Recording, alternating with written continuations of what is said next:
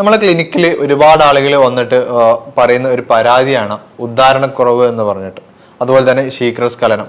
അതായത് പല പുരുഷന്മാർക്കും, അത് പ്രായത്തിന്റെ വ്യത്യാസമില്ലാതെ പ്രായമായവർക്കും അല്ലെങ്കിൽ ചെറുപ്പക്കാർക്ക് വരെ ഉണ്ടാവുന്ന ഒരു ഇഷ്യൂ ആണ് ഇപ്പൊ ഉദ്ധാരണക്കുറവ് എന്ന് പറഞ്ഞിട്ട്. കല്യാണം കഴിഞ്ഞ ആളുകളൊക്കെ കല്യാണം കഴിഞ്ഞതിന് ശേഷമാണ് ഇങ്ങനെ ഒരു വിഷയം ഉണ്ടെന്നുള്ളതും ഇങ്ങനെ ഒരു പ്രോബ്ലം ഉണ്ടെന്ന് അറിഞ്ഞിട്ട് നമ്മളെ ക്ലിനിക്കിലേക്ക് വരുന്നത്. അപ്പം ഇന്ന് നമ്മൾ സാറുമായിട്ട് നമ്മൾ സംസാരിക്കുന്നത് എന്താണ് ഉദ്ധാരണക്കുറവ് എന്നുള്ളതും അതിന്റെ കാരണങ്ങൾ എന്താണെന്നുള്ളതും അതിന്റെ ട്രീറ്റ്മെന്റ് നമുക്ക് എന്തൊക്കെ കാര്യങ്ങളിലൂടെ അത് മാറ്റിയെടുക്കാം എന്നുള്ളതാണ്.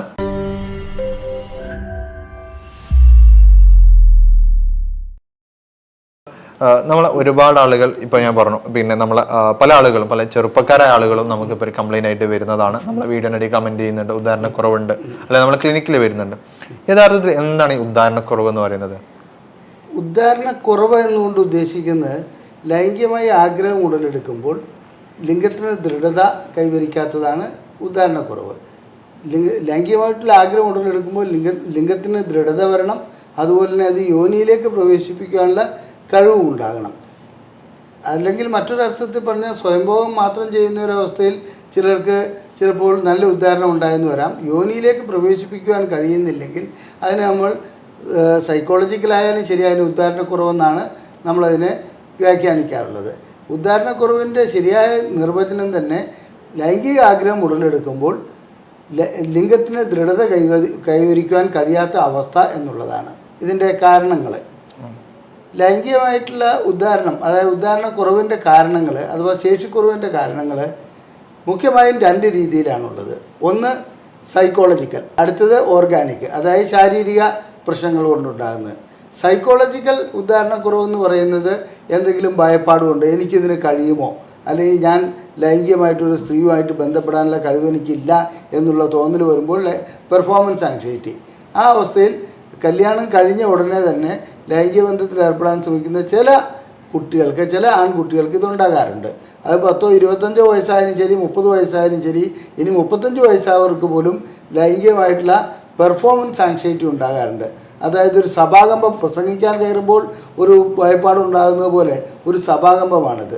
അത് അത്തരം ഇത് സൈക്കോളജിക്കലി തന്നെ ചികിത്സിച്ച് മാറ്റാവുന്നതാണ്. എന്നിരുന്നാലും അതിൻ്റെ പിന്നിൽ മറ്റെന്തെങ്കിലും കാരണമുണ്ടോ ഇല്ലയോ എന്നുള്ളത് നാം പരിശോധിച്ച് നോക്കേണ്ടതുണ്ട്. ഉദ്ധാരണക്കുറവിൽ സൈക്കോളജിക്കലായിട്ടുള്ളത് മറ്റൊരു രീതിയിലുണ്ട്. ഭാര്യയുമായിട്ടുള്ള ഒരു നീരസം, അല്ലെങ്കിൽ ഭാര്യയെ സംശയിക്കുക, മറ്റെന്തെങ്കിലും ഭാര്യയെ ഇഷ്ടപ്പെടാത്ത പ്രവർത്തനം ഭാര്യയുടെ ഭാഗത്തു നിന്നുണ്ടാകുക. അത്തരം സന്ദർഭങ്ങളിൽ സൈക്കോളജിക്കലായിട്ട് ലൈംഗികമായിട്ടുള്ള ശേഷിക്കുറവ് ഉണ്ടാകുന്നുണ്ട്, ഉദ്ധാരണക്കുറവ് ഉണ്ടാകുന്നുണ്ട്. അത് കൗൺസിലിങ്ങിലൂടെ നമുക്ക് പരിഹരിക്കാവുന്നതേ ഉള്ളൂ. പിന്നെ ചില കുറ്റബോധം വരുമ്പോൾ, അതായത് ഭാര്യയെ വിട്ടിട്ട് മറ്റൊരു സ്ത്രീയുടെ അടുക്ക പോകുമ്പോൾ കുറ്റബോധം ഉണ്ടാകുകയാണ് ചിലരെ സംബന്ധിച്ചിടത്തോളം ലൈംഗിക ഉദ്ധാരണം ഉണ്ടാകാറില്ല. അതും സൈക്കോളജിക്കലി തന്നെ ഉണ്ടാകുന്ന ഒരവസ്ഥയാണ്, ഗുണകരമാണെങ്കിൽ കൂടി. എന്നാൽ ഓർഗാനിക് എന്ന് പറയുമ്പോൾ, അതായത് ശാരീരികമായിട്ടുള്ള പ്രശ്നങ്ങൾ കൊണ്ട് പറയുമ്പോൾ 3 കാരണങ്ങളാണ് മുഖ്യമായിട്ടുള്ളത്. അതുകൂടാതെ കുറച്ച് കാരണങ്ങളും കൂടിയുണ്ട്. 3 കാരണങ്ങൾ എന്ന് പറയുമ്പോൾ, ഒന്ന് ഞരമ്പ് സംബന്ധമായത്, അതായത് നമ്മളൊരു സ്ത്രീയെക്കുറിച്ച് ചിന്തിക്കുമ്പോഴോ സ്ത്രീയെ കാണുമ്പോഴോ തലച്ചോറിനുള്ളിൽ നിന്നും സിഗ്നലുകൾ നട്ടെല്ല് വഴിക്ക്, പുടണ്ടൽ നെർവ് വഴിക്ക് ലിംഗത്തിൻ്റെ ഞരമ്പുകളിലേക്ക് എത്തുന്നു. അവിടെ നിന്നും ചില പ്രത്യേക കെമിക്കലുകൾ ഉൽപ്പാദിപ്പിക്കപ്പെടുന്നുണ്ട്. ഈ ഞരമ്പുകളുടെ പ്രവർത്തനം ഏതെങ്കിലും രീതിയിൽ തകരാറിലാകുക, ആ ഒരവസ്ഥയിൽ അതായത് ന്യൂറോണലായിട്ടുള്ള ലൈംഗിക ശേഷിക്കുറവുണ്ടാകുന്നു. അത് കണ്ടുപിടിക്കാനൊന്ന് ഒട്ടനവധി മാർഗങ്ങളുണ്ട്. പിന്നെ ബയോടെസ്മിയോമെട്രി ഉണ്ട്, അങ്ങനെയുള്ള പല ടെസ്റ്റുകളുമുണ്ട്.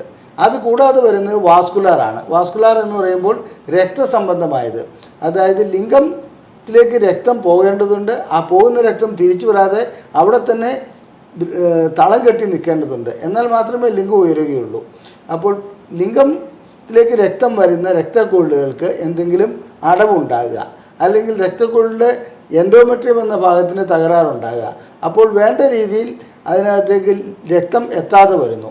ഇനി എത്തിയ രക്തം തന്നെ പെട്ടെന്ന് തിരിച്ചു പോരുകയാണെങ്കിൽ, അതായത് വേണ്ടത്ര ദൃഢത കൈവരിക്കാതെ ലിംഗം തളർന്നു തന്നെ കിടക്കും. അതാണ് രക്തസംബന്ധമായിട്ടുള്ളത്. ഇനി അടുത്തത്, ഇതിനെല്ലാം ഒരു ചാലകശക്തി ഉണ്ടല്ലോ, ഹോർമോണുകളാണവ. അതായത് ടെസ്റ്റോസ്റ്റിറോണ്, പ്രൊലാക്റ്റിൻ, തൈറോയിഡ്, FSH, LH, അങ്ങനെയുള്ള ഒട്ടനവധി ഹോർമോണുകളുണ്ട്. ഈ ഹോർമോണുകളിൽ ഏതെങ്കിലും കൂടുകയോ കുറയുകയോ ചെയ്യുകയാണെങ്കിൽ ഉദാഹരണമായി പറയാൻ ടെസ്റ്റോസ്റ്ററോൺ കുറയുകയാണെങ്കിൽ ലൈംഗിക ശേഷി കുറവ് അനുഭവപ്പെടും. അതേസമയത്ത് പ്രൊലാക്റ്റിൻ കൂടുകയാണെങ്കിലും ലൈംഗിക ശേഷി കുറവ് അനുഭവപ്പെടും. തൈറോയിഡിൽ കൂടിയാലും ലൈംഗിക ശേഷി കുറവുണ്ടാവും, കുറഞ്ഞാലും ലൈംഗിക ശേഷി കുറവുണ്ടാവും. അപ്പോൾ ഹോർമോണുകളുടെ വ്യതിയാനം കൊണ്ടും ലൈംഗിക ശേഷി കുറവുണ്ടാവാം. ഇനി ഇത്തരം അവസ്ഥകളിലേക്ക് പോകുന്നതിന് മുമ്പ് തന്നെ ലിംഗത്തിനുള്ളിലുള്ള കോശങ്ങൾക്ക് എന്തെങ്കിലും തകരാറുകൾ വന്നാലും ലൈംഗിക ശേഷി കുറവുണ്ടാവാം. ലിംഗത്തിനകത്ത് മുറിവുണ്ടാകുക, അത് വളഞ്ഞിരിക്കുക, അത്തരം കാര്യങ്ങളിലുമൊക്കെ വേണ്ടത്ര രീതിയിൽ ലിംഗത്തിൻ്റെ കോശങ്ങൾക്ക് അഥവാ കോർപ്പസ് കാവേർണസത്തിന് വികസിക്കാൻ കഴിയാത്ത അവസ്ഥയ്ക്കാണ് ആ അവസ്ഥ പറയുന്നത്. അതായത് അനാട്ടമിക്കലായിട്ടുള്ള ഇഷ്യൂസ്. ഇതാണ് ശേഷിക്കുറവിൻ്റെ കാരണങ്ങൾ. പിന്നെ ഇതിൽ ഇപ്പോൾ സാറ് പറഞ്ഞല്ലോ, പിന്നെ ഇതിന്റെ കാരണങ്ങളൊക്കെ പറഞ്ഞു. ഇതിൽ യഥാർത്ഥത്തിൽ പ്രായത്തിന് എന്തെങ്കിലും കാര്യങ്ങളുണ്ടോ? അതായത് പ്രായം കൂടിയാൽ മാത്രമേ ഇങ്ങനെ ഉദാഹരണ കുറവുണ്ടാവുള്ളൂ, അല്ല അങ്ങനെ എന്തെങ്കിലും? ഞാൻ അതിനകത്ത് പ്രായം ഒരു ഘടകമേ അല്ല, ലൈംഗികതയ്ക്ക് ഒരു എക്സ്പയറി ഡേറ്റ് ഇല്ല എന്ന് വിശ്വസിക്കുന്ന ഒരു വ്യക്തിയാണ് ഞാൻ. ശാസ്ത്രീയമായിട്ടും അത് തന്നെയാണ് തെളിയിക്കപ്പെട്ടിട്ടുള്ളൂ. എന്നാൽ ഞാൻ നേരത്തെ സൂചിപ്പിച്ചു, 25 വയസ്സായ ഒരു വ്യക്തിക്ക് സൈക്കോളജിക്കലായിരിക്കും നമ്മൾ ലൈംഗിക ശേഷിക്കുറവെന്ന് അനുമാനിക്കുന്നു. അതിനനുസരിച്ചുള്ള കൗൺസിലിങ്ങും മറ്റും കൊടുക്കുന്നു. കൗൺസിലിംഗ് കൊടുത്തിട്ടും അതിന് പ്രയോജനം ലഭിക്കുന്നില്ലെങ്കിൽ അദ്ദേഹത്തിന് പോലും, അതായത് 25 വയസ്സുള്ള ഒരു പുരുഷന് പോലും ലൈംഗിക ശേഷിക്കുറവ് ഓർഗാനിക്കായിട്ടുള്ള ഇഷ്യൂ കൊണ്ടുവരാം. കാരണം ചില രോഗങ്ങൾ ലൈംഗിക ശേഷിക്കുറവ് ഉണ്ടാക്കാറുണ്ട്.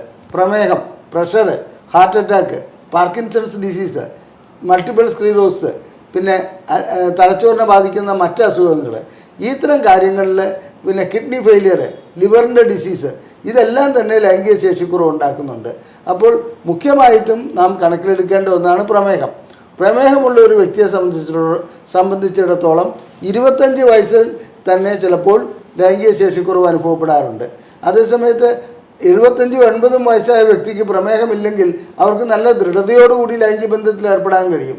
അപ്പോൾ പ്രായമല്ല അതിൻ്റെ ഘടകം, ശരിക്കും നമ്മുടെ അസുഖങ്ങളാണ്. ആ അസുഖങ്ങളിൽ പ്രമേഹം ഒരു നല്ല പങ്ക് വഹിക്കുന്നുണ്ട്. പ്രമേഹം ഹോർമോണുകൾ താറുമാറാക്കുന്നു, പിന്നെ ഞരമ്പുകളെ, അതായത് ന്യൂറോപ്പതി ഉണ്ടാക്കുന്നു, ഞരമ്പുകളെ തകരാറിലാക്കുന്നു, രക്തക്കുഴലുകളിൽ ബ്ലോക്ക് ഉണ്ടാക്കുന്നു, പിന്നെ ലിംഗത്തിനകത്തുള്ള കോശങ്ങൾക്ക് തകരാർ സൃഷ്ടിക്കുന്നു. ഇങ്ങനെ നാനാവിധത്തിലാണ് പ്രമേഹം പ്രവർത്തിച്ചിട്ട് ലൈംഗിക ശേഷിക്കുറവ് ഉണ്ടാക്കുന്നത്. പ്രായം ഒരു ഘടകമല്ല എന്നുള്ളത് തന്നെയാണ് എനിക്ക് പറയാനുള്ളത്. പിന്നെ പ്രായം കൂടുന്തോറും മറ്റ് അസുഖങ്ങൾ വരാനുള്ള സാധ്യതയുണ്ട്. ആ അസുഖങ്ങൾ വരുന്നതുകൊണ്ട് ലൈംഗിക ശേഷിക്കുറവ് ഉണ്ടാകും. നമ്മളത് പ്രായമാണെന്ന് തെറ്റിദ്ധരിക്കുന്നു, അത്രയേ ഉള്ളൂ കാരണം. ഓക്കെ, അപ്പോൾ സാറ് ബേസിക്കായിട്ടുള്ള കുറേ കാര്യങ്ങൾ പറഞ്ഞിട്ടുണ്ട്. നമുക്ക് ഇനിയും ഒരുപാട് ഡീറ്റെയിൽ ആയിട്ട് ഡിസ്കഷനിലേക്കാണ് പോകുന്നത്. അപ്പോൾ സാറെ കൺസൾട്ടേഷനോ കാര്യങ്ങളോ വേണമെന്നുണ്ടെങ്കിൽ, സാറ് ഓൺലൈനായിട്ടോ അല്ലെങ്കിൽ ഓഫ്ലൈനായിട്ടോ കൺസൾട്ടേഷൻ വേണമെന്നുണ്ടെങ്കിൽ താഴെ കാണുന്ന നമ്പറിൽ കോൺടാക്ട് ചെയ്യാവുന്നതാണ്. അതിൻ്റെ കൂടുതൽ ഡീറ്റെയിൽസും കാര്യങ്ങളൊക്കെ അറിയണമെന്നുണ്ടെങ്കിലൊക്കെ താഴെ കാണുന്ന നമ്പറിൽ കോൺടാക്ട് ചെയ്യാം. ഇപ്പോൾ സാറ് പറഞ്ഞു പ്രായം ഒരു ഘടകമല്ല എന്ന് പറഞ്ഞു.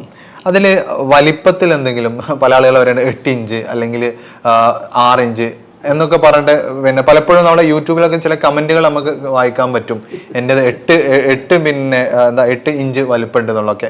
ഈ വലിപ്പം അതിനൊരു ഘടകമാണോ?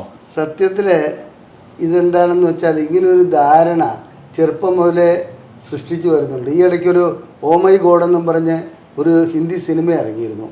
അതിലും ഒരു കുട്ടിയുടെ ജീവിതം തകർക്കുന്ന ഒരു കഥയാണ് അതിൽ പറയുന്നത്. ലിംഗത്തിൻ്റെ വലിപ്പം ശരിക്കും പറഞ്ഞാൽ അതിനകത്തൊരു ഘടകമേ അല്ല. അതായത് ഒരു 2.5 ഇഞ്ച് നീളം ലിംഗത്തിന് ഉദ്ധാരണ അവസ്ഥയിലുണ്ടെങ്കിൽ ഏത് സ്ത്രീയെയും തൃപ്തിപ്പെടുത്താൻ കഴിയും. പക്ഷേ അവിടെ സംഭവിക്കുന്നത് എന്താണെന്ന് വെച്ചാൽ, യോനിയിലൊരു ജി പോയിൻ്റ് ഉണ്ട്. ആ ജി പോയിൻ്റ് എന്ന് പറയുന്നതാണ് അവിടെ സെൻസേഷൻ ഉണ്ടാക്കുന്നത്. അത് ക്ലൈറ്റോറിസുമായിട്ട് ബന്ധപ്പെട്ട് കിടക്കുന്നുണ്ടോ ഇല്ലയോ എന്നുള്ളതിൽ ഇന്നും തർക്കവിഷയമാണ്. അത് വിദഗ്ധരതിനെക്കുറിച്ച് പല അഭിപ്രായങ്ങളാണ് പറയുന്നത്. എന്നിരുന്നാലും യോനിയുടെ ജി പോയിന്റിലേക്ക് ലിംഗം ടച്ച് ചെയ്യുന്നുണ്ടെങ്കിൽ അതിൽ കൂടുതൽ നീളം കിട്ടിയതുകൊണ്ട് മറുവശം തുളച്ച് പുറത്തു വരേണ്ട ആവശ്യമൊന്നുമില്ല. അങ്ങനെ ഒരു ആവശ്യമേ ഇല്ല. നല്ല രീതിയിൽ ദൃഢതയുണ്ടാവും, അല്ല ലൈംഗിക ആസ്വാദനം ഉണ്ടാവും. അതേസമയത്ത് നീളം കൂടുതലുള്ളതുകൊണ്ട് ലൈംഗിക ശേഷിക്ക് ആനന്ദം കൂടുതലുണ്ടാവുമെന്ന് ചോദിച്ചാൽ ചില സ്ത്രീകളും ഇവിടെ പരാതികളായി വരാറുണ്ട്. സാറേ, എൻ്റെ ഭർത്താവിൻ്റെ ലിംഗം അടിയിൽ തട്ടുന്നില്ല എന്ന്. അവരാ പറയുന്നത് സെർവിക്സിൽ ലിംഗം വന്ന് ടച്ച് ചെയ്യുന്നില്ല എന്നുള്ളതാണ്, അതായത് ഗർഭാശയ മുഖത്തിൽ. അങ്ങനെ അത്തരം അനുഭവങ്ങൾ ഉണ്ടായിട്ടുള്ള സ്ത്രീയെ സംബന്ധിച്ചിടത്തോളം 2.5 ഇഞ്ച് നീളമുള്ള ഒരു ലിംഗം കൊണ്ടുള്ള ലൈംഗിക ബന്ധം ചിലപ്പോൾ അനുഭൂതി ഉണ്ടാക്കിയെന്ന് വരില്ല. അതേസമയത്ത് മറ്റ് ലൈംഗിക ബന്ധത്തിൽ ഏർപ്പെട്ടിട്ടില്ലാത്ത ഒരു സ്ത്രീയെ സംബന്ധിച്ചിടത്തോളം 2 ഇഞ്ച് നീളമുണ്ടെങ്കിൽ ശരിക്കും ആ സ്ത്രീക്ക് ലൈംഗിക അനുഭൂതി ലഭിക്കും. പിന്നെ ലിംഗത്തിൻ്റെ വണ്ണത്തിനൊരു ഘടകവും ഒരു കാര്യവുമില്ല. കാരണം വെച്ചിട്ടുണ്ടെങ്കിൽ ഈ ചെറുവിരലിൻ്റെ വണ്ണമായാലും ശരി, ഒരു ആനക്കൊമ്പിൻ്റെ വണ്ണമായാലും ശരി, യോനിക്ക് ആ രീതിയിൽ വികസിക്കുവാനും ചുരുങ്ങാനുമുള്ള കഴിവുണ്ട്. യോനിക്ക് മറ്റു രീതിയിൽ എന്തെങ്കിലും തകരാറുണ്ടെങ്കിൽ മാത്രമേ വണ്ണത്തിൻ്റെ പ്രശ്നം വരുന്നുള്ളൂ. അത് ലിംഗത്തിനല്ല ചികിത്സ നൽകേണ്ടത്, യോനിക്കാണ് ചികിത്സ നൽകേണ്ടത്. അതായത് പലതും പല മിഥ്യാധാരണകൾ തന്നെയാണ്. അപ്പോൾ എല്ലാവരും ഈ ഒരു കാര്യത്തിൽ വളരെ ശ്രദ്ധിക്കേണ്ട ഒരു വിഷയം തന്നെ. അതിലെ പ്രധാനപ്പെട്ട വിഷയം എന്താണെന്ന് വെച്ചാൽ, ഇതുമായിട്ട് മാനസിക രോഗത്തിലേക്ക് വരെ എത്തുന്ന, എൻ്റെ ലിംഗം ചെറുതാണെന്നും പറഞ്ഞ് 45 50 വയസ്സ് വരെ കല്യാണം കഴിക്കാതിരിക്കുന്ന വ്യക്തികളെ ഞങ്ങൾക്കറിയാം. അവരോട് വന്ന് പരിശോധിച്ച് നോക്കുമ്പോൾ ഞങ്ങൾ പിന്നെ ഏത് രീതിയിലാണ് ഇവരെ പറഞ്ഞ് മനസ്സിലാക്കേണ്ടതെന്ന് വെച്ചാൽ വളരെയധികം ബുദ്ധിമുട്ടുന്ന ഒരു കാര്യമാണ്. അതായത് ഞാൻ പലപ്പോഴും ഇവരോട് ചോദിക്കാറുണ്ട്, അതായത് ഇരട്ടക്കോളിൽ നീളമുള്ള തോക്കാണോ റൈഫിളാണോ ആവശ്യത്തിന് ഉപയോഗിക്കുക എന്നുള്ളത്. അത് ലിംഗത്തിൻ്റെ ദൃഢതയിലാണ് കാര്യം കിടക്കുന്നത്, ലിംഗത്തിൻ്റെ നീളത്തിലോ വണ്ണത്തിലോ അല്ല. അത് മനസ്സിലാക്കുവാൻ കഴിയാത്തതിൻ്റെ കാരണം ഇന്ന് ബ്ലൂ ഫിലിമുകൾ നീലചിത്രങ്ങൾ ചെലുത്തുന്ന സ്വാധീനമാണ്. നീലചിത്രങ്ങൾ ചെലുത്തുന്ന സ്വാധീനം എന്ന് പറഞ്ഞാൽ അവിടെ എന്താണെന്ന് വെച്ചിട്ടുണ്ടെങ്കിൽ അവർ സെലക്റ്റീവായിട്ടുള്ള ചില നടന്മാരെ കൊണ്ടുവന്നിട്ടാണ് അവർ ഈ ബ്ലൂ ഫിലിം എടുക്കുന്നത്. അതിൽ ഒറ്റയടിക്ക് നോക്കുമ്പോൾ 9 ഇഞ്ചും 10 ഇഞ്ചും നീളമുള്ള ലിംഗമാണ് കാണുന്നത്. ഇങ്ങനെ അത്ര നീളമുള്ള ലിംഗങ്ങൾ കണ്ടിട്ട് ഇതാണ് ശരിക്കുള്ള ലിംഗത്തിൻ്റെ നീളമെന്ന് പലരും തെറ്റിദ്ധരിക്കുന്നു. വാസ്തവത്തിൽ അതൊക്കെ സെലക്റ്റീവായിട്ടുള്ള വ്യക്തികൾ മാത്രമല്ല, കുറച്ചുകൂടെ മറ്റൊരു രീതിയിൽ പറഞ്ഞാൽ കുറച്ചൊക്കെ ക്യാമറ ടെക്നിക്കും അതിനകത്ത് ഉപയോഗിക്കുന്നുണ്ട്. അല്ലെങ്കിൽ എങ്ങനെയാണെന്ന് വെച്ചിട്ടുണ്ടെങ്കിൽ ഈ ലൈംഗിക ബന്ധത്തിൽ ഏർപ്പെടുന്ന ബ്ലൂ ഫിലിമിൽ നിങ്ങൾ ശ്രദ്ധിച്ചിട്ടുണ്ടാവും, ഒരു മണിക്കൂർ 1.5 മണിക്കൂറും തുടർച്ചയായിട്ട് ഒരു വ്യക്തി ലൈംഗിക ബന്ധത്തിൽ ഏർപ്പെട്ടുകൊണ്ടിരിക്കുക. മനുഷ്യസാധ്യമായിട്ടുള്ള ഒരു കാര്യമല്ല എന്നുള്ളത് ഇവിടെ പറഞ്ഞുകൊള്ളട്ടെ. അങ്ങനെയാണെങ്കിൽ മിക്കപ്പോഴും ആ സ്ത്രീയുടെ യോനി ഉറഞ്ഞു പൊട്ടി രക്തം വാർന്നൊഴിക്കും. അതൊരിക്കലും നടക്കുന്ന കാര്യമല്ല. 1.5 മണിക്കൂറും 2 മണിക്കൂറും ഒക്കെ തുടർച്ചയായി ബന്ധപ്പെട്ടുകൊണ്ടിരിക്കുകയാണെങ്കിൽ തെറ്റിദ്ധാരണകൾ ഉണ്ടാക്കുന്നത് ബ്ലൂ ഫിലിമുകളാണ്. കാരണം ആൻഡ്രോയിഡ് ഫോൺ ഇപ്പോൾ സാർവത്രികമായി ആർക്കും ഒന്ന് ഞെക്കിയാൽ ബ്ലൂ ഫിലിമുകൾ കാണാൻ പറ്റും. അങ്ങനെ കാണുന്നതോടുകൂടി അവരെ സംബന്ധിച്ചിടത്തോളം എന്താണെന്നുവെച്ചിട്ടുണ്ടെങ്കിൽ അതാണ് ശരിയെന്ന് തോന്നുന്നു. അത്തരം ബ്ലൂ ഫിലിമുകൾ നമ്മുടെ ഒരു ലൈംഗിക വിദ്യാഭ്യാസം നൽകുന്ന ഒരു ഘടകമായി മാറിയിട്ട് കുറേ കാലമായി. അത് പലപ്പോഴും ഇത് വരാറുണ്ട്. ഞാനൊരു ഉദാഹരണം പറയാം. ഒരു പെൺകുട്ടി ഇവിടെ ഡൈവേഴ്സിന് വേണ്ടി വന്നിരുന്നു. 18 വയസ്സേ ഉള്ളൂ. നല്ലൊരു ആഠ്യ കുടുംബത്തിൽപ്പെട്ട ഒരു പെൺകുട്ടി. അവളുടെ കാരണം അവൾ പറയുന്നില്ല. ചോദിച്ചപ്പോൾ എന്താണെന്ന് വെച്ചിട്ടുണ്ടെങ്കിൽ ഇവിടുത്തെ ലേഡി കൗൺസിലിൽ അവരുമായിട്ട് സംസാരിച്ചപ്പോൾ ആ പെൺകുട്ടി മനസ്സ് തുറന്ന് പറയുകയുണ്ടായി, ലിംഗത്തിൻ്റെ നീളം പോരാ എന്ന്. ഞങ്ങൾ ഭർത്താവിനെ വിളിച്ച് ലിംഗത്തിൻ്റെ നീളമെല്ലാം അളന്ന് നോക്കിയപ്പോൾ അദ്ദേഹത്തിന് 8 ഇഞ്ചോളം നീളമുണ്ടായിരുന്നു. പക്ഷെ പെൺകുട്ടിയുടെ ധാരണ ഇത് പോരാ, ഒരു 10-12 ഇഞ്ച് നീളം വേണമെന്ന്. ഇതിൻ്റെ കാരണം ആ പെൺകുട്ടി ഹോസ്റ്റൽ മുറികളിലിരുന്ന് കൂട്ടുകാരൊത്ത് ഈ നീലചിത്രങ്ങൾ കാണാറുണ്ടായിരുന്നു. അതിൽ നിന്ന് ലഭിച്ച ധാരണ അനുസരിച്ചാണ് ശിവസവിർജിൻ. അപ്പം അവർ ഇതുവരെ ലൈംഗിക ബന്ധത്തിൽ ഏർപ്പെട്ടിട്ടുള്ള പെൺകുട്ടിയല്ല. ഈ നീളം കണ്ടതോടുകൂടി ഇത് പോരാ എന്നുള്ള ധാരണയിൽ അവൾ ലൈംഗിക ബന്ധത്തിന് പോലും വിസമ്മതിക്കുകയാണ് ഉണ്ടായത്. വളരെയധികം പണിപ്പെട്ടിട്ടാണ് ഈ പെൺകുട്ടിയെ കാര്യങ്ങൾ പറഞ്ഞ് മനസ്സിലാക്കിയത്. ഇപ്പോൾ അവർ സന്തോഷത്തോടെ ജീവിക്കുന്നുണ്ട്. ഓക്കെ. അപ്പം ഈ ഉദാഹരണക്കുറവിൻ്റെ ഒരു സംശയമാണ്, അല്ലെങ്കിൽ ഒരു മിഥ്യാധാരണയായിരിക്കാം. സ്ഥിരമായിട്ട് മാസ്റ്റർബേറ്റ് ചെയ്യുന്ന, അല്ലെങ്കിൽ എപ്പോഴെങ്കിലും ഒരു മാസ്റ്റർബേറ്റ് ചെയ്യുന്ന ഒരാളുടെ ആൾക്ക് അല്ലെങ്കിൽ കുറച്ച് കഴിഞ്ഞാൽ അത് ഉദാഹരണക്കുറവിലേക്കും ഈ പറഞ്ഞ പോലെ ശീഘ്രസ്ഖലനത്തിലേക്ക് എത്തുന്നു. അതിലൊക്കെ എന്തെങ്കിലും വാസ്തവമുണ്ടോ? നല്ല മൂർച്ചയുള്ള ഒരു കൊടുവാൾ കൊണ്ടുവന്നിട്ട് കുറച്ച് നാൾ ഉപയോഗിക്കേണ്ടിരുന്നാൽ തുരുമ്പെടുത്ത് പോകും. സ്വയംഭോഗം ചെയ്യുകയാണ് വേണ്ടത്. സ്വയംഭോഗം ചെയ്താലേ ലൈംഗികത വളരുകയുള്ളൂ. ലൈംഗികത വളരുക എന്ന് പറയുന്നത് ബ്രെയിനിലാണ് ലൈംഗികതയുടെ എല്ലാം നിലനിൽക്കുന്നത്. അപ്പോൾ ബ്രെയിനിനെ സ്റ്റിമുലേറ്റ് ചെയ്യുന്ന, അതായത് സ്വയംഭോഗം ചെയ്യുന്നതോറും സ്റ്റിമുലേറ്റ് ചെയ്യും, ലൈംഗിക ആനന്ദം ഉണ്ടാവും, വീണ്ടും ലൈംഗികമായിട്ട് ബന്ധപ്പെടാനുള്ള ഇതുണ്ടാവും. അതേസമയത്ത് സ്വയംഭോഗം ചെയ്യുന്നത് തെറ്റാണെന്ന് പല ഇതിലും പഠിപ്പിക്കുന്നുണ്ട്. പ്രത്യേകിച്ച് ആയുർവേദത്തിലൊക്കെ 1000 തുള്ളി രക്തം ആണ് ഒരു തുള്ളി ശുക്ലത്തിന് തുല്യം, അതുകൊണ്ട് ശുക്ലം കളയരുതെന്നൊക്കെ പറയുന്നുണ്ട്. ഈ പറയുന്നതിലൊന്നും ഒരു തെറ്റില്ല, ശരിയില്ല. കാരണം എന്നാണെന്ന് വെച്ചിട്ടുണ്ടെങ്കിൽ അങ്ങനെയാണ് ഈ സ്ഥിരമായിട്ട് ലൈംഗിക ബന്ധത്തിൽ ഏർപ്പെടുന്ന വ്യക്തികളുടെ, അല്ലെങ്കിൽ 1-2 തവണ, അല്ലെങ്കിൽ ചില വ്യക്തികൾ ഒരു ദിവസം 3-4 തവണയൊക്കെ ബന്ധപ്പെടുന്നുണ്ട്. അങ്ങനെ ബന്ധപ്പെടുന്ന വ്യക്തികൾക്ക് ഈ രീതിയിലുള്ള 1000 തുള്ളി രക്തം വെച്ച് അങ്ങ് പോയിക്കൊണ്ടിരിക്കുകയാണോ ചെയ്യുന്നത്? തെറ്റിദ്ധാരണകളാണിത്, വെറുതെ പഠിപ്പിച്ചു വയ്ക്കുന്നതാണ്. ഓരോ അതായത് മിഥ്യാധാരണകൾ ഉണ്ടാക്കുകയാണ്. സ്വയംഭോഗം ചെയ്യുന്നതുകൊണ്ട് ശരിയായിട്ടുള്ള ലൈംഗിക വളർച്ചയാണ് ഉണ്ടാകുന്നത്. മാത്രമല്ല ഒരു കാര്യം കൂടി ഞാനിവിടെ സൂചിപ്പിക്കട്ടെ. ഏതാണ്ട് ഒരു 3 വയസ്സ് മുതൽ 6 വയസ്സ് വരെയുള്ള സ്റ്റേജിന് നമ്മൾ ഫാലിക് സ്റ്റേജ് എന്നാണ് പറയുന്നത്. ഈ സ്റ്റേജിൽ സ്വയംഭോഗം ചെയ്യാതെ ഒരു മനുഷ്യജീവിയും മുന്നോട്ട് വരുന്നില്ല. പെൺകുട്ടി ആവട്ടെ ആൺകുട്ടി ആവട്ടെ, അവരുടെ നിങ്ങൾ ഇനി പോയി നോക്കുക, 3 വയസ്സ് മുതൽ 6 വയസ്സുള്ള കുട്ടികൾ എപ്പോഴും അവരുടെ ലിംഗത്തിൽ പിടിച്ച് തിരുമ്മിക്കൊണ്ടിരിക്കും, അല്ലെങ്കിൽ യോനിക്കുള്ളിലേക്ക് വിരൽ തിരുമ്മിക്കൊണ്ടിരിക്കും. അത് അവരുടെ ഒരു രീതിയിലുള്ള സ്വയംഭോഗമാണ്. അത് ലൈംഗിക വളർച്ചയ്ക്കുള്ള ഒരു ഉത്തേജനം അവിടെ നൽകുന്നുണ്ട്. അവരുടെ ലൈംഗികമായിട്ടുള്ള ബ്രെയിൻ അവിടെ ഡെവലപ്പ് ചെയ്യുന്നുണ്ട്. 3 വയസ്സ് മുതൽ 6 വയസ്സുള്ള ഒരു കുട്ടിക്ക് അത് എന്താണ് കുട്ടി ചെയ്യുന്നത് പോലും അതിനറിയില്ല. അത് ജനിതകമായിട്ട് അങ്ങനെ സെറ്റ് ചെയ്ത് വെച്ചിരിക്കുന്നതാണ്. ഇതൊരു അഡോളസൻ്റ് ഇതിലേക്ക് വരുമ്പോൾ, അതൊരു 12-13 വയസ്സിലേക്ക് വരുമ്പോൾ സ്വയംഭോഗം വേണ്ട രീതിയിൽ ചെയ്യണം. അത് ചെയ്യുന്നില്ലെങ്കിലാണ് ലൈംഗിക ശേഷിക്കുറവുണ്ടാകുക. ഓക്കെ, അപ്പോൾ സാറ് കുറേ കാര്യങ്ങൾ ഡീറ്റെയിൽ ആയിട്ട് പറഞ്ഞിട്ടുണ്ട്. അപ്പോൾ ഇതിൻ്റെ സംശയങ്ങളോ കാര്യങ്ങളോ ഒക്കെ ഉണ്ടെങ്കിൽ നിങ്ങൾ താഴെ ഒന്നെങ്കിൽ കമൻറ്റ് ബോക്സിൽ രേഖപ്പെടുത്താം, അതല്ലെങ്കിൽ താഴെ കാണുന്ന നമ്പറിൽ കോൺടാക്ട് ചെയ്ത് സാറെ കൺസൾട്ടേഷനോ കാര്യങ്ങളൊക്കെ ബുക്ക് ചെയ്യാനും കാര്യങ്ങളൊക്കെ പറ്റും. അതിന് ഓൺലൈനായിട്ടും ഓഫ്ലൈനായിട്ടൊക്കെ കൺസൾട്ടേഷൻ അവൈലബിൾ ആണ്. പിന്നെ ബുക്ക് ചെയ്യുന്നതിന് ഇങ്ങോട്ട് വരുന്ന ക്ലിനിക്കിലേക്ക് വരുന്നതിന് മുമ്പേ വിളിച്ച് ബുക്ക് ചെയ്തിട്ട് മാത്രം വരിക, എന്നാലേ കൃത്യമായിട്ടുള്ളൊരു. അത് വളരെ പ്രധാനപ്പെട്ട ഒരു കാര്യമാണ്.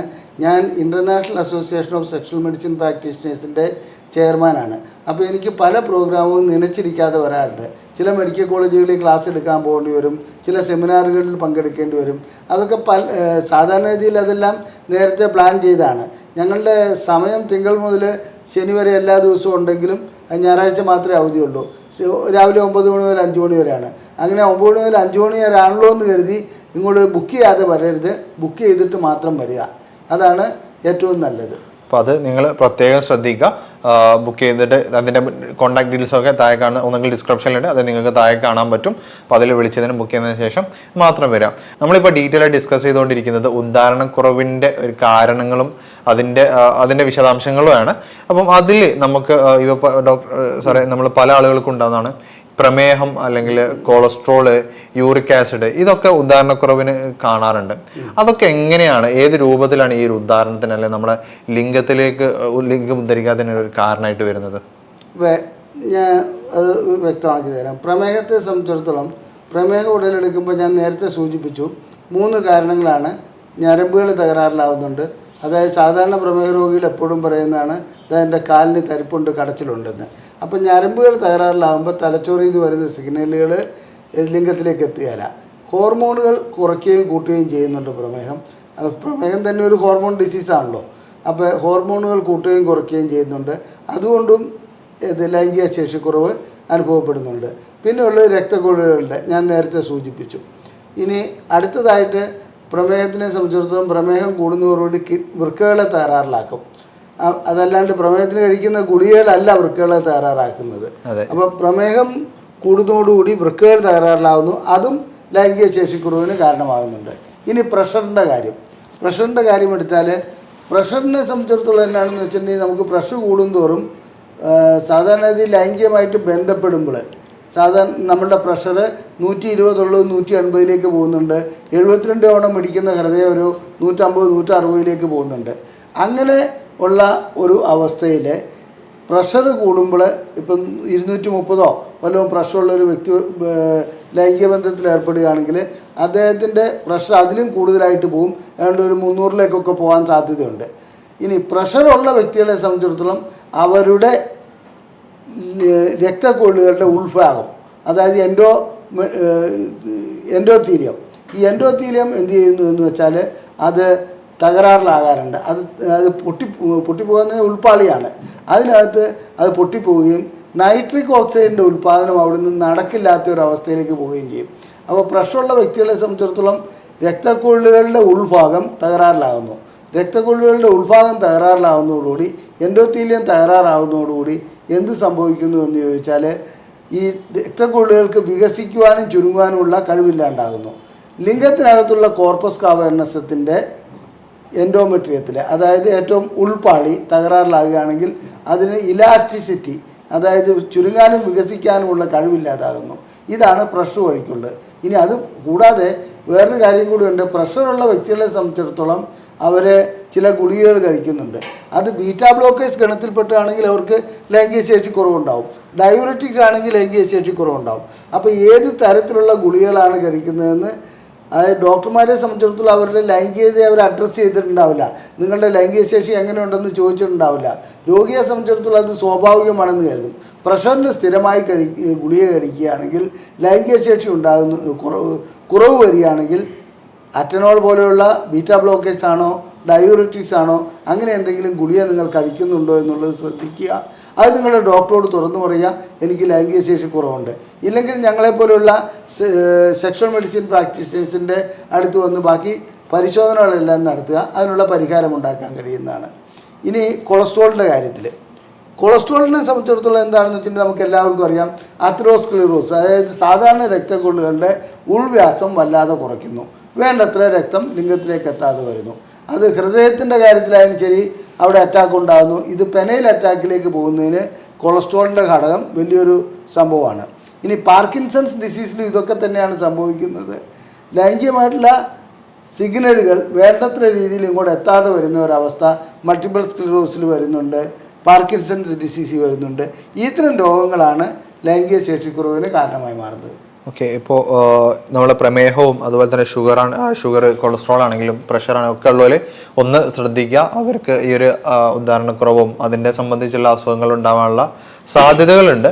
അപ്പം അത് മാത്രമല്ല, അവരെ സംബന്ധിച്ചിടത്തോളം ലൈംഗിക ശേഷിക്കുറവ് കാണുമ്പോൾ അവരതിനകത്ത് അതുപോട്ടെ ലൈംഗികമില്ലെങ്കിലും നമുക്ക് ജീവിക്കാമല്ലോ എന്ന് കരുതും. അടുത്ത സ്റ്റെപ്പ് ഹാർട്ട് അറ്റാക്കാണ്. അതായത് ആദ്യം പെനൈൽ അറ്റാക്ക്, അതിനുശേഷം ഹാർട്ട് അറ്റാക്ക്, പിന്നെയാണ് ബ്രെയിൻ അറ്റാക്ക് അഥവാ സ്ട്രോക്ക് വരുന്നത്. അപ്പോൾ അതുകൊണ്ട് പെനൈൽ അറ്റാക്ക് അഥവാ ലൈംഗിക ശേഷി കുറവ് കണ്ടാൽ ഉടൻ തന്നെ ലൈംഗിക രോഗ വിദഗ്ധനെ കാണണം. അതിനുള്ള പരിഹാരം കണ്ടെത്തണം. അതിൻ്റെ കാരണങ്ങൾ എന്താണെന്ന് കണ്ടുപിടിക്കണം. അതല്ലാതെ മെഡിക്കൽ ഷോപ്പിൽ പോയിട്ട് ഏതെങ്കിലും 2 ഗുളിക വാങ്ങി കഴിച്ച് അന്ന് ലൈംഗിക ബന്ധത്തിൽ ഏർപ്പെട്ടു പ്രശ്നം തീർന്നു എന്ന് കരുതരുത്. ശരിക്കും വേണ്ടത് എന്താണെന്ന് വെച്ചിട്ടുണ്ടെങ്കിൽ അടിസ്ഥാന കാരണം എന്താണെന്ന് കണ്ടുപിടിക്കുക എന്നുള്ളതാണ്. അടിസ്ഥാന കാരണം കണ്ടുപിടിച്ച് കഴിഞ്ഞാൽ അതിനനുസരിച്ചുള്ള മരുന്നുകൾ നൽകി അടിസ്ഥാന രോഗം ചികിത്സിക്കുകയാണ് വേണ്ടത്. അതിനോടൊപ്പം തന്നെ ലൈംഗിക ശേഷിക്കുറവും ചികിത്സിക്കാം. ഓക്കെ, സാർ ഇപ്പോൾ പറഞ്ഞല്ലോ ഈ ഹാർട്ട് അറ്റാക്ക് എന്നുള്ളത് പലപ്പോഴും കണ്ടിട്ടുണ്ട്. പിന്നെ ആദ്യം അതായത് ഹാർട്ട് അറ്റാക്കിന് മുമ്പ് കാണുന്നത് ലിംഗത്തിന്റെ ബ്ലോക്കുകളും കാര്യങ്ങളൊക്കെ അതിൻ്റെ ഒരു മുന്നോടിയാണെന്ന്. അപ്പോൾ അത് ശരിയാണല്ലേ? അത് പലപ്പോഴും ഞാൻ കണ്ടിട്ടുണ്ട്. അത് ശരിയാണ്. കാരണം ലിംഗത്തിന്റെ രക്തക്കൊള്ളുകൾ വളരെ ചെറുതാണ്. അത് ഹൃദയത്തിൻ്റെ രക്തക്കൊള്ളുന്ന അതിലും എത്രയോ വലുതാണ്. അപ്പോൾ ലിംഗത്തിൻ്റെ രക്തക്കൊള്ളുകൾ ബ്ലോക്കായി കഴിഞ്ഞിട്ട് ഒരു 5 6 അല്ലെങ്കിൽ 3 മുതൽ 8 വർഷം വരെ കഴിഞ്ഞിട്ടാണ് ഹാർട്ട് അറ്റാക്ക് വരുന്നത്. അപ്പോൾ നമുക്ക് പ്രകൃതി തന്നെ ദൈവം തന്നെ നമുക്കൊരു സിഗ്നൽ തരുന്നുണ്ട്, ഇതാ ഹാർട്ട് അറ്റാക്ക് വരാൻ പോകണം. ആ സൂചന നൽകാതെ അതിനെ അവഗണിച്ചിട്ട് നമ്മൾ ഏതെങ്കിലും മരുന്നുകളും കഴിച്ച്, അതായത് ഇപ്പോൾ മെഡിക്കൽ ഷോപ്പിൽ ചെന്നാൽ ഇഷ്ടംപോലെ മരുന്ന് കിട്ടും, താൽക്കാലിക ശമനം ഉണ്ടാകും. ഇതൊക്കെ ടൈഫോയിഡ് പനി വരുന്ന ഒരു വ്യക്തി പാരസെറ്റമോൾ കഴിച്ചാൽ എന്ത് സംഭവിക്കുമെന്ന് നോക്കിയാൽ മതി. പനി മാറും, പക്ഷേ ടൈഫോയിഡ് അവിടെ കിടക്കും.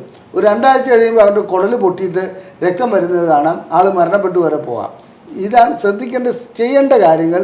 അതാത് സമയത്ത് ചെയ്തു പോവുകയാണെങ്കിൽ വെറുതെ അനാവശ്യമായ ചിലവുണ്ടാവില്ല. അതായത് ഈ രീതിയിലുള്ള പരിഹാരം കണ്ടെത്തുവാൻ വളരെ എളുപ്പമായിരിക്കും. ഓക്കെ, അപ്പോൾ നിങ്ങൾ പ്രത്യേകം ശ്രദ്ധിക്കുക. അതിൻ്റെ നമുക്ക് മുമ്പേ തന്നെ നമ്മുടെ ശരീരത്തിൽ നമ്മൾ എല്ലാം കാണുന്നുണ്ട്. അത് കൃത്യമായിട്ടൊന്ന് ഡയഗ്നോസ് ചെയ്ത് അതിന് വേണ്ട കറക്റ്റ് ഒരു ട്രീറ്റ്മെൻറ്റ് എടുക്കുകയാണെങ്കിൽ നമ്മളെ 2 ലൈഫും, അതായത് സെക്ഷൽ ലൈഫ് ആണെങ്കിലും നമ്മുടെ ലൈഫ് ആണെങ്കിലും ഒക്കെ നല്ല രീതിയിൽ തന്നെ മുമ്പോട്ട് കൊണ്ടുപോകാൻ പറ്റും. ഇനി നമുക്ക് സാർ ഈ ഉദാഹരണക്കുറവ് നമുക്കത് പൂർണ്ണമായിട്ട് മാറ്റിയെടുക്കാൻ പറ്റുന്ന ഇഷ്യൂ ആണോ? ആ ചോദ്യത്തിൽ ഒരസുഖവും പൂർണ്ണമായി മാറ്റിയെടുക്കാൻ കഴിയില്ല. എന്തുകൊണ്ടാണെന്ന് വെച്ചാൽ അതിൻ്റെ അടിസ്ഥാന കാരണം കണ്ടുപിടിച്ച് അതിനുള്ള ചികിത്സ നൽകുകയാണെങ്കിൽ അത് കഴിയും. ഉദാഹരണക്കുറവ് പൂർണ്ണമായി മാറ്റിയെടുക്കാമെന്ന് ചോദിച്ചാൽ ഒറ്റവാക്കിൽ ഉത്തരം ഞാൻ കഴിയില്ല എന്ന് പറയുന്നതിൻ്റെ കാരണം ജനങ്ങൾ ആ സ്വഭാവത്തിൽപ്പെട്ടവരാണ്. അതായത് വേണ്ട രീതിയിൽ അതിൻ്റെ ചികിത്സ നൽകുകയാണെങ്കിൽ, വേണ്ട രീതിയിലുള്ള ഡോക്ടർ നിർദ്ദേശിക്കുന്ന അനുസരിച്ച് പോവുകയാണെങ്കിൽ ഉദാഹരണക്കുറവ് പരിപൂർണമായിട്ടും മാറ്റാൻ കഴിയും. പക്ഷേ ഇവിടെ വരുന്ന പല രോഗികളും ഞങ്ങളോട് വഴക്കിടുന്ന ഒരു കാരണം, ഞാൻ ഒരു 10 സിഗരറ്റ് അല്ലെങ്കിൽ 2 പാക്കറ്റ് സിഗരറ്റ് വലിക്കുന്ന ഒരു വ്യക്തി വളരെ ക്ലിയർ ആയിട്ട് പറയുകയാണ്, സിഗരറ്റ് ഇനി വലിക്കരുത്. കാരണം അദ്ദേഹത്തിന് പ്രമേഹമുണ്ട്, പ്രഷറുണ്ട്, 1 2 പാക്കറ്റ് സിഗരറ്റും വലിക്കുന്നുണ്ട്. പ്രമേഹത്തിനും പ്രഷറിനും ഞങ്ങൾ ചികിത്സിക്കുന്നു. അതിനൊരു പരിധിവരെ എത്തിക്കാൻ പറ്റും. ഇദ്ദേഹം നാരായണത്തുരാന്തൻ്റെ കളി കളിക്കുന്ന പോലെ ഞങ്ങൾ കല്ല് മേലോട്ട് കയറ്റി വയ്ക്കുക, മൂപ്പര് കല്ല് താഴോട്ട് ഇറക്കി വയ്ക്കുക. അത് ഇനി ഞാൻ ഒരിക്കലും വലിക്കില്ല എന്ന് പറഞ്ഞ് ഇവിടെ നിന്ന് പോവുകയും ചെയ്യും. പിന്നെ 1-2 സിഗരറ്റിൽ തുടങ്ങി വീണ്ടും അത് 10 പകരം 15 എത്തുന്നതുമായിട്ട് കാണാം. അത്തരം വ്യക്തികളുടെ ഉദാഹരണക്കുറവ് നമുക്ക് ഒരിക്കലും മാറ്റിയെടുക്കാൻ കഴിയില്ല. കാരണം ഇത് മറച്ചു വയ്ക്കുകയും ചെയ്യും. ഞാൻ വലിച്ചിട്ടില്ല എന്ന് പറയും. പിന്നെ അവസാനം ഭാര്യയെ കൂട്ടത്തിൽ കൊണ്ടുവന്ന് ചോദ്യം ചെയ്യുമ്പോഴാണ് അത് എപ്പോഴും വലിക്കുന്നുണ്ടെന്നുള്ളത് മനസ്സിലാക്കുക. ശരിയായ നിഷ്കർഷയോടെ ഡോക്ടർമാർ പറയുന്ന അനുസരിച്ച് പോവുകയാണെങ്കിൽ ഉദാഹരണക്കുറവെന്നല്ല, എല്ലാ രോഗവും തന്നെ നമുക്ക് മാറ്റിയെടുക്കാൻ പറ്റും. പിന്നെ ഉദാഹരണക്കുറവിൻ്റെ കാര്യത്തിൽ ഇതൊരു ലൈഫ് സ്റ്റൈൽ ഡിസീസിൻ്റെ, അതായത് പ്രമേഹം, പ്രഷർ, കൊളസ്ട്രോൾ അതിൻ്റെയൊക്കെ ബഹിർസ്ഫുരണമായിട്ട് വരുമ്പോൾ ആ രോഗം ചികിത്സിച്ച് മാറ്റാതെ, ആ രോഗത്തിന് പരിഹാരം ഉണ്ടാകാതെ ഇതിന് ശാശ്വത പരിഹാരം ഉണ്ടാകുകയില്ല എന്നുള്ളത് കൂടി പറയട്ടെ. ഓക്കെ. അപ്പോൾ ഇതിൻ്റെ ഇടയിൽ ചോദിക്കുകയാണ്, നമ്മൾ പല ആളുകളും പിന്നെ വയാഗ്ര പോലെയുള്ള മരുന്നുകൾ, അതായത് ഉദാഹരണത്തിന് ഒരു ഇഷ്യൂ ഉണ്ടാവും. അപ്പോൾ എന്ത് ചെയ്യും, അവർ ഈ മെഡിക്കൽ ഷോപ്പിലൊക്കെ പോയിട്ട് വയാഗ്ര പോലെയുള്ള ഉദാഹരണം കൂടുന്ന മരുന്നുകൾ കഴിക്കും. അല്ലെങ്കിൽ ഇപ്പോൾ പലപ്പോഴും നമ്മളെ ഓരോ സൈറ്റുകൾ എടുക്കുകയാണെങ്കിലും, നമ്മളെ ന്യൂസുകളുടെ സൈറ്റിൽ എടുക്കുകയാണെങ്കിൽ പോലും നമുക്ക് വരുന്ന ആഡുകൾ അല്ലെങ്കിൽ വരുന്ന പലപ്പോഴും ആഡുകൾ വരുന്നത് ഇങ്ങനത്തെ വലിപ്പം കൂട്ടാൻ എന്നുള്ള സാധനങ്ങളാണ്. അതൊക്കെ വാങ്ങി കഴിക്കുന്ന സമയത്ത് എന്തായിരിക്കും അതിൻ്റെ ഒരു കോംപ്ലിക്കേഷൻ വരുന്നത്? അതായത് വയാഗ്ര ഈ പറയപ്പെടുന്ന പോലെ ഒരു ഡേഞ്ചറസ് ഡ്രഗ് ഒന്നുമല്ല. അത് ഭയങ്കര അപകടകാരിയായ ആൾ മരിച്ചു പോകുന്ന മരുന്നൊന്നുമല്ല. ഒരു സന്ദർഭത്തിൽ മാത്രമേ വയാഗ്ര കഴിച്ചാൽ മരണപ്പെട്ടു പോവുള്ളൂ. ഹാർട്ട് അറ്റാക്ക് ഉള്ള വ്യക്തികൾ സോർബിറ്റേറ്റ്, അതായത് നൈട്രേറ്റ് അടങ്ങിയ ഗുളികകൾ ഈ നാവിൻ്റെ അടിയിലൊക്കെ വയ്ക്കുന്ന ഗുളിക, അത് കഴിക്കുന്ന വ്യക്തികളാണെങ്കിൽ അതിൻ്റെ കൂട്ടത്തിൽ വയാഗ്ര കഴിച്ചാൽ പെട്ടെന്ന് പ്രഷർ കുറഞ്ഞു പോയിട്ട് മരണം സംഭവിക്കാൻ സാധ്യതയുണ്ട്. അതൊരു ഘടകമാണ്. അതല്ലാതെ ഒരു വയാഗ്ര കഴിച്ചെന്ന് ഓർത്ത് ആകാശം ഇടിഞ്ഞു വീഴാനൊന്നും പോകുന്നില്ല. പക്ഷേ ഞാൻ നേരത്തെ സൂചിപ്പിച്ച ജനങ്ങളുടെ സ്വഭാവത്തിൽ വയാഗ്ര മെഡിക്കൽ ഷോപ്പിൽ നിന്ന് വാങ്ങിക്കഴിക്കും, അടിസ്ഥാന കാരണത്തിന് ഒരു ചികിത്സയും നൽകിയില്ല. പാരസെറ്റമോൾ മെഡിക്കൽ ഷോപ്പിൽ നിന്ന് വാങ്ങിക്കഴിക്കുന്ന ടൈഫോയിഡ് രോഗിയുടെ കഥ പറഞ്ഞു. അതേപോലെ തന്നെ ലൈംഗിക ശേഷിക്കുറവ് തൽക്കാലം പരിഹരിക്കപ്പെട്ടെന്ന് തോന്നും. വീണ്ടും വീണ്ടും ആ ഉള്ളിൽ കിടക്കുന്ന യഥാർത്ഥ കാരണം കണ്ടുപിടിക്കപ്പെടാതെ അത് വളർന്ന് പന്തലിച്ച് ഒരു ഭൂതമായി മാറുന്ന ഒരവസ്ഥയാണ്. ആ ഭൂതം ആ വ്യക്തിയെ വിഴുങ്ങുന്നത് തന്നെ കാണാം. അപ്പോൾ അതുകൊണ്ട് ചെയ്യേണ്ട കാര്യം എന്താണെന്ന് വെച്ചാൽ വയാഗ്ര എന്ന് പറയുന്ന ഗുളികയല്ല കുറ്റക്കാരൻ, നമ്മുടെ രീതികളാണ്. ഇത് പ്ലാസ്റ്റിക്കിൻ്റെ കാര്യത്തിലുണ്ട്. പ്ലാസ്റ്റിക് അല്ല നിരോധിക്കേണ്ടത്, ജനങ്ങളുടെ സ്വഭാവത്തിനാണ് മാറ്റം വരുന്നത്. കാണുന്ന എല്ലായിടത്തും വലിച്ചെറിഞ്ഞു കഴിഞ്ഞാൽ പ്ലാസ്റ്റിക് ഭയങ്കര അപകടം പിടിച്ച സാധനമാണ്. ആ സമയത്ത് പേപ്പർ ബാഗ് നമ്മൾ കൊടുക്കുകയാണെങ്കിൽ അത് മണ്ണിൽ അരിഞ്ഞു ചേരുമെന്നൊക്കെ പറയുന്നുണ്ട്. ശരിയാണ്, പ്ലാസ്റ്റിക് അരിഞ്ഞു ചേരില്ല. ഇനി മറ്റൊരു കാര്യം ചോദിക്കാം, ഈ എൻവയോൺമെൻറ്റിന് ദോഷം ചെയ്യുന്നത് കൂടുതലും പേപ്പർ ബാഗുകളാണ്. കാരണം പേപ്പർ ബാഗ് ഉണ്ടാക്കണമെങ്കിൽ എത്രത്തോളം ഫോറസ്റ്റ് വെട്ടി നശിപ്പിക്കണം, മരങ്ങളില്ലാണ്ടാക്കണം. പ്ലാസ്റ്റിക് ആണെങ്കിൽ അത് ചിട്ടയോടും അടുക്കോടും കൂടി അതിനെ ഡിസ്പോസ് ചെയ്യുകയാണെങ്കിൽ വളരെ നല്ല കാര്യമാണ്, റീസൈക്കിൾ ചെയ്യാൻ പറ്റും. നമ്മുടെ സ്വഭാവം മോശമായതിന് വെറുതെ മറ്റു കാര്യങ്ങൾ പറഞ്ഞിട്ടില്ല. വയാഗ്ര അല്ല കുറ്റക്കാരൻ, തീർച്ചയായിട്ടും നമ്മുടെ സ്വഭാവമാണ് കുറ്റം ചെയ്യുന്നത്. ആ സ്വഭാവം മാറ്റിയെടുക്കേണ്ടതുണ്ട്. ഈ ഡോക്ടറുടെ നിർദ്ദേശാനുസരണം മാത്രം മരുന്ന് കഴിക്കുക. പിന്നെ വയാഗ്ര മെഡിക്കൽ ഷോപ്പിൽ നിന്ന് അങ്ങനെ ലഭിക്കാൻ ഡോക്ടർ പ്രിസ്ക്രിപ്ഷൻ ഇല്ലാതെ ഒരിക്കലും ലഭിക്കില്ല. ഇത് ബ്ലാക്കിലാണ് ഈ സാധനം തരുന്നത്. മിക്കപ്പോഴും നല്ല ഡ്രഗ് ഇൻസ്പെക്ടർമാരെല്ലാം ഇടയ്ക്കിടയ്ക്ക് പോയി ഇത് പിടിക്കുന്നുണ്ട്. അതുകൊണ്ട് തന്നെ ശരിക്കുള്ള ഒരു എത്തിക്സ് പാലിക്കുന്ന മെഡിക്കൽ ഷോപ്പിൽ നിന്ന് വയാഗ്ര വാങ്ങാൻ നിങ്ങൾക്ക് കഴിയില്ല പ്രിസ്ക്രിപ്ഷൻ ഇല്ലാതെ. ഇവിടെ എന്താണ് സംഭവിക്കുന്നത്? ബ്ലാക്ക് ബിസിനസ് അതിനകത്ത് നല്ലവണ്ണം നടക്കുന്നുണ്ട്. ബോംബെയിൽ വീട്ടിൽ നിന്ന് കൊളാബോ നടക്കുകയാണെങ്കിൽ വയാഗ്ര ഓപ്പൺ ആക്കി വെച്ചിരിക്കുകയാണ്. ഇതാ എത്ര വേണം, ആ രീതിയിലാണ് അതിൻ്റെ സെയിൽസ് നടക്കുന്നത്. അപ്പോൾ നമ്മുടെ നിയമങ്ങളുടെ പോരായ്മ ഒന്നുണ്ട്. ഇനി അതുകൂടാതെ മറ്റൊരു രീതിയിലുള്ള ഒരു അഡൾട്രേഷൻ, അതായത് ഒരു കൃത്രിമം നടക്കുന്നുണ്ട്. ആയുർവേദ ഗുളികകളുടെ കൂട്ടത്തിൽ ഈ ക്രോസിനാദി വടകവും ജലൂസിലാദി ലേഖ്യവും പോലെ വയാഗ്ര പൊടിച്ചിടുക. അത് കൂടുതലും നോർത്ത് ഇന്ത്യയിൽ നിന്നുള്ള കേരളത്തിലെ ഒരു കമ്പനി അങ്ങനെ പിടിച്ച് 5 വർഷത്തേക്ക് അത് നിരോധിച്ചിരുന്നു. ഇപ്പം എന്തായെന്നുള്ളത് എനിക്കറിയില്ല. അപ്പോൾ ആ രീതിയിൽ വയാഗ്ര പൊടിച്ചിട്ടിട്ട് ലൈംഗികോത്തേജനത്തിലുള്ള ഗുളികകളാണെന്നും പറഞ്ഞ് കൊടുക്കുന്നുണ്ട്. ഇത് രോഗികൾക്ക് പല രീതിയിൽ ഹാർട്ട് അറ്റാക്കിന് മരുന്ന് കഴിക്കുന്നവരെങ്കിൽ ഈ സാധനം എടുത്തു കഴിച്ചു കഴിഞ്ഞാൽ അവൻ്റെ കഥ കഴിയും. അതേപോലെ തന്നെയാണ് നമ്മൾ മനസ്സിലാക്കേണ്ട കാര്യം, ആയുർവേദം എന്ന പേരിൽ ഇത്തരം തട്ടിപ്പ് നടക്കുന്നുണ്ട്. അത് യുനാനി എന്ന പേരിലും നടക്കുന്നുണ്ട്. ശരിക്കും മരുന്ന് നമ്മൾ വിശ്വസിക്കുന്നത്, ഇപ്പോൾ കോട്ടക്കൽ ആയുർവേദശാല, കോയമ്പത്തൂർ വൈദ്യശാല അങ്ങനെയുള്ളതിൽ നിന്നൊക്കെ നമുക്ക് റെപ്യൂട്ടഡ് ആയിട്ടുള്ള അത്തരം വൈദ്യശാലകളുടെ മരുന്ന് മാത്രം ഉപയോഗിക്കുക. അല്ലാണ്ട് ഏത് മെഡിക്കൽ ഷോപ്പിൽ ചെന്നിട്ട് ആയുർവേദമാണെന്ന് പറഞ്ഞിട്ട് പേരും നാളും ഇല്ലാത്തൊന്നും ഉപയോഗിക്കാതിരിക്കുക. അപ്പോൾ ഇതിനെക്കുറിച്ച് ഡീറ്റെയിൽ ആയിട്ട് തന്നെയാണ് സാറെ എക്സ്പ്ലെയിൻ ചെയ്യുന്നത്. അപ്പോൾ നിങ്ങളിത് ഈ വീഡിയോ മുഴുവനായിട്ട് കാണണം. കാരണം ഇതിൻ്റെ ഒരു കൃത്യമായിട്ടുള്ള ഒരു കാര്യങ്ങൾ നിങ്ങൾ അറിഞ്ഞാൽ മാത്രമേ ഇതിനൊരു എന്താണ് ട്രീറ്റ്മെൻറ്റ് എന്നോ അല്ലെങ്കിൽ ഇതിൻ്റെ ഒരു കാര്യങ്ങൾ കൃത്യമായിട്ട് ചെയ്തിട്ടില്ലെങ്കിൽ അതിൻ്റെ കോംപ്ലിക്കേഷൻ എന്നാന്നുള്ളതൊക്കെ സാറ് ഡീറ്റെയിൽ ആയിട്ട് എക്സ്പ്ലെയിൻ ചെയ്യുന്നുണ്ട്. അപ്പോൾ നിങ്ങളെല്ലാവരും ഇത് കൃത്യമായിട്ട് കേൾക്കണം. അതുപോലെ തന്നെ നിങ്ങൾക്ക് കാര്യങ്ങൾ സംശയങ്ങളോ അല്ലെങ്കിൽ സാറെ ബുക്ക് ചെയ്യാനോ കാര്യങ്ങളൊക്കെ വേണമെന്നുണ്ടെങ്കിൽ താഴെ കാണുന്ന നമ്പറിൽ കോൺടാക്ട് ചെയ്താൽ മതി. കോൾ ചെയ്തിട്ടോ അല്ലെങ്കിൽ വാട്സപ്പ് വഴിയോ നിങ്ങൾക്ക് ബുക്കിംഗ് എടുക്കാവുന്നതാണ്. പ്രത്യേകം ശ്രദ്ധിക്കേണ്ടത് അത് ബുക്ക് ചെയ്തിട്ട് മാത്രമേ വരാൻ പാടുള്ളൂ. അതല്ലെങ്കിൽ വളരെ കോംപ്ലിക്കേഷനിലേക്ക് അത് എത്താൻ ചാൻസ് ഉണ്ട്. അപ്പോൾ നമ്മൾ ഇപ്പം സാറ് പറഞ്ഞു ഈ ആയുർവേദമൊക്കെ, പക്ഷേ പലപ്പോഴും ആളുകൾ പിന്നെ കേൾക്കാറുണ്ട്, അല്ലെങ്കിൽ നമ്മൾ പല ന്യൂസ് പേപ്പറിൽ ആഡുകൾ വരാറുണ്ട്, അല്ലെങ്കിൽ ഈ പോസ്റ്ററുകൾ കൊട്ടിച്ച് വെക്കാറുണ്ട്, ഉദാഹരണക്കുറവ് മാറാം, ഇത്ര ദിവസം കൊണ്ട് മാറും, അല്ലെങ്കിൽ ഈ മരുന്ന് കഴിച്ചാൽ മതി എന്നൊക്കെ പറഞ്ഞിട്ട്. അപ്പം അതൊക്കെ എത്രത്തോളം സത്യമുണ്ട് അതിൽ? അതിലൊക്കെ വല്ല സൈക്കോളജിക്കലായിട്ടുള്ള ഡിസോർഡറും മാറിക്കിട്ടുമെന്നല്ലാതെ ഇപ്പം അടിസ്ഥാനപരമായിട്ട് പ്രശ്നമുള്ള ഒരു പ്രമേഹ രോഗിയുടെ ലൈംഗിക ശേഷി കുറവ്, അതിനകത്തൊരു തൈലം പുരട്ടിയോണ്ടോ അല്ലെങ്കിൽ എന്താണെന്ന് വെച്ചിട്ടുണ്ടെങ്കിൽ വേറെ എന്തെങ്കിലും ഗുളിക കഴിച്ചുകൊണ്ടോ അങ്ങനെ മാറില്ല. ഞാനീ പറഞ്ഞ രീതിയിലുള്ള കൃത്രിമത്വം ഇല്ലെങ്കിൽ ശരിക്കുള്ള ഒരു ആയുർവേദ മരുന്ന് കൊണ്ട് മാത്രമൊന്നും മാറില്ല.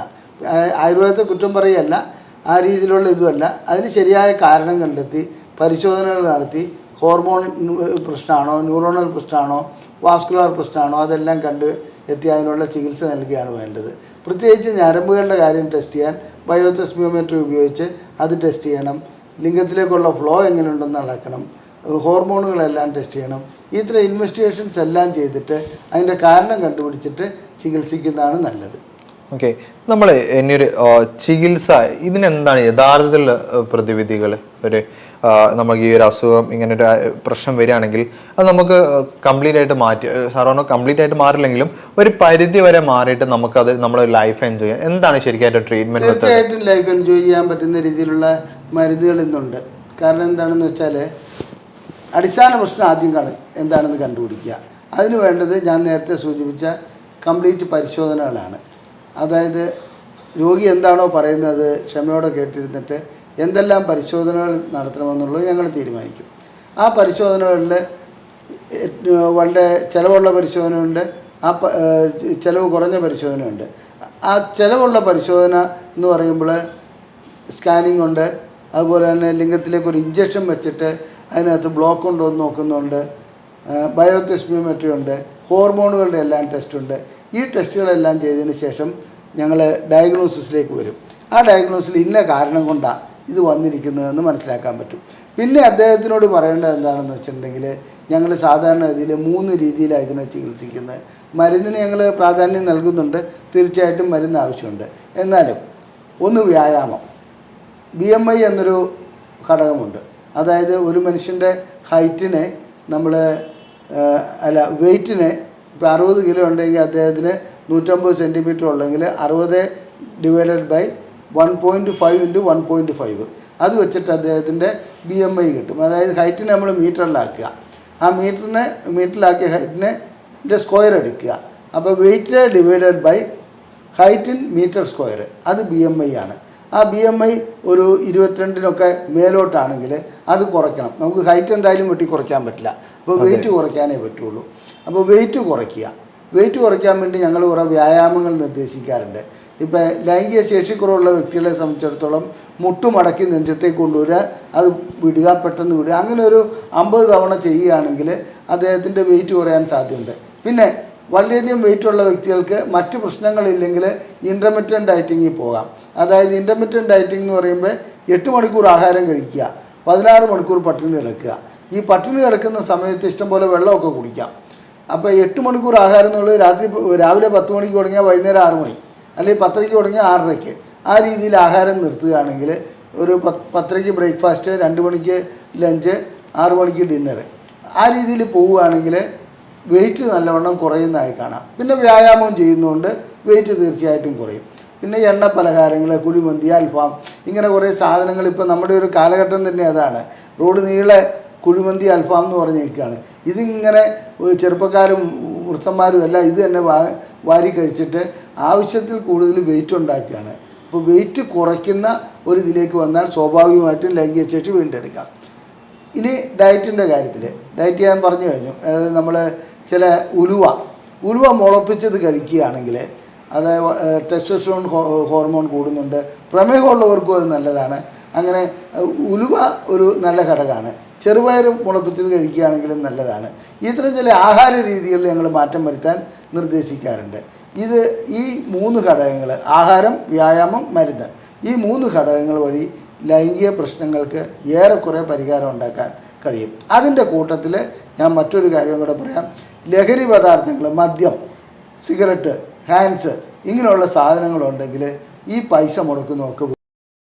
കാരണം എന്ന് വെച്ചിട്ടുണ്ടെങ്കിൽ ടെസ്റ്റ് ചെയ്യാൻ മുടക്കിയ പൈസയും പോവും, മരുന്ന് കഴിക്കുന്ന പൈസയും പോവും, ഒരു ഗുണവും കിട്ടില്ല.